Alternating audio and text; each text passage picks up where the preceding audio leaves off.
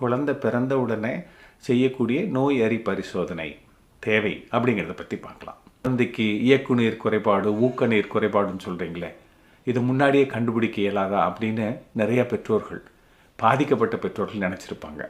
இந்த குறைபாட்டினை முதல்லயே கண்டுபிடிக்கப்படுவதற்காகத்தான் கொண்டு வந்த பரிசோதனை நோய் அறி பரிசோதனை. நிறைய குழந்தைகள் பார்க்குறதுக்கு நல்ல வளர்ச்சி அடைந்த ஆரோக்கியமான குழந்தைகள் போல தான் இருக்கும்.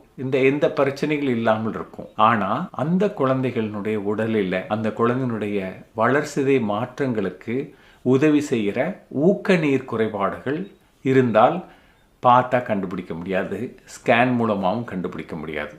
ஊக்க நீர் குறைபாடுகள் குழந்தைக்கு ஏற்பட்டதுன்னா அதில் அதனுடைய வளர்சிதை மாற்றத்தில் ஏற்படும் கழிவுகள் சிலது அதிகமாகவும் சில வளர்சிதை மாற்றங்கள் ஏற்படாமல் இருக்கலாம். அதனால் அந்த குழந்தை உயிருக்கு ஆபத்தான ஒரு சூழ்நிலை கூட போகலாம்.